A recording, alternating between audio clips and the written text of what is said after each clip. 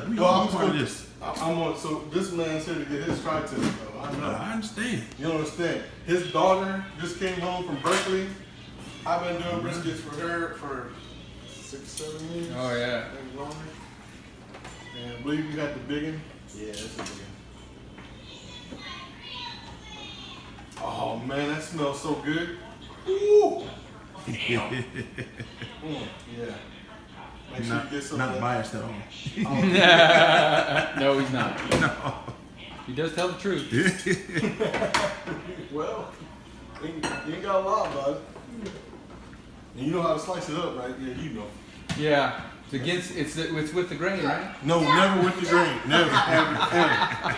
Against that grain, baby. All right. All right. Thank you very much, sir. We're worried we're gonna have some of these tonight. I might be over a little later on, and you know, help y'all kick back a couple beers, or something. All right. All right, brother. Good to see you again. Later. All right, so how do you cut brisket? How do you cut tri-tip? Tri-tip. Okay, so that's what we're gonna do. So this tri-tip, what's that? No, don't listen to that guy in the background. He used to be my friend until he started talking about trying to cook tri-tip with the grain. So actually, I'm gonna do this on this hand. So this is just a cotton glove liner. Mm-hmm. But what that does is I put the rubber glove on. And now I can touch that meat and handle the hot meat and not worry about getting burned. There you go. And do a little wash on it.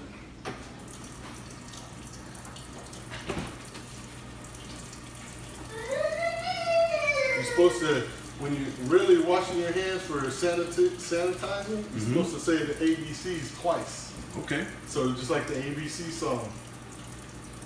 But since I'm wearing a rubber glove, I really don't have much to worry about. It's just, I just make sure that glove's nice and clean. Yes, sir. I always want a hot water.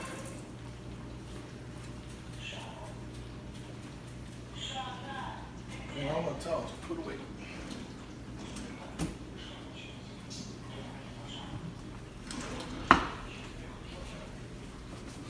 All right, so this tri-tip, this is just a regular old select tri-tip from the local grocery. Season them up with my barbecue rub. Cook them on hickory and, well, mostly this is just pure hickory. There's a little bit of apple wood I threw in there just because I like to get that different flavor. But that meat sat in here for about an hour. You always want to rest that meat. Never ever cut a meat right off the heat.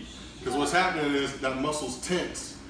Because that's what meat is muscle. And so you got to let that meat relax. It'll relax and it'll kind of go back. You can put it in a flat plate, watch all the juice come out, and then watch the juice go back in. You can time lapse that too. Anyway, I really don't need these because I got my glove. What you're looking for on the tri-tip, you can see the grain of the meat. You can see the little veins, just how the meat grew. Kind of like wood grain, kind of the same idea. But you always want to cut across the grain, never with the grain.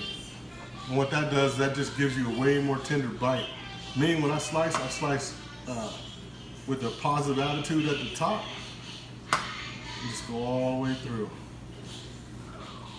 Just like that. I don't take all the fat cap off.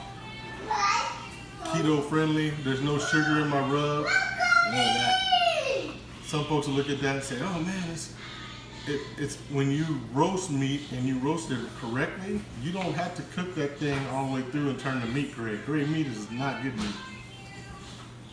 But that's a perfectly roasted tri-tip, I'll tell you that right now. I took it up to 130 degrees before I pulled it off, and that's medium rare in any book. And that's a little thing. I didn't cut too much meat. I just take it, do like that. And you can see how the grain's just coming down. You can see it right through the meat. And this thing was marbled. I looked for a good piece of marbled meat, and you want the striations of fat to go all the way through. You got that, you got a good piece of tri-tip. And you can marinate them. I never have.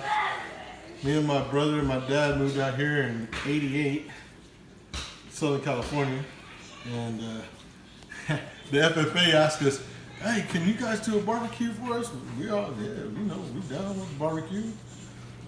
And well, what kind of meat y'all eat out here? They said tri-tip. We look at each other like, what in the world is a tri-tip? So I had to learn. I actually had a fella come over to my booth. I was cooking at a local brewery over here. He says, "You know, I'm from Santa Maria. Santa Maria is famous for tri-tip. They name it Santa Maria style tri-tip." And I said, "Really?" I cut him a slice just like that, put it on a little plate, gave him a fork.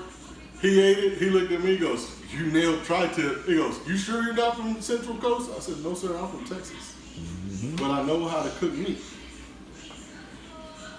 So that meat right there, you can put it on a sandwich. You can just put it on a plate, eat it with some beans, whatever. It ain't gonna matter. It's all good. Got a good smoke ring. You can see that smoke ring now. A tri-tip is actually really hard to get a smoke ring on. And that's because, not like a brisket. A brisket, you cook 8, 9, 10, 12 hours. Tri-tip, you cannot cook it that long. There's not enough fat in it. You'll turn it into a briquette. So on the ends here, I cut them like I do burn ends off a brisket. Just chop them off, slice it up. Normally I wouldn't slice one of these up all the way, but my family and my kids and everybody, they'll eat this. This brisket won't last 2 days. It'll be gone. Then we get a little burn in, that's a good part right there. Have to make some sauce for that later on. Anyway, there you go. There's a sliced up tri-tip. There you go.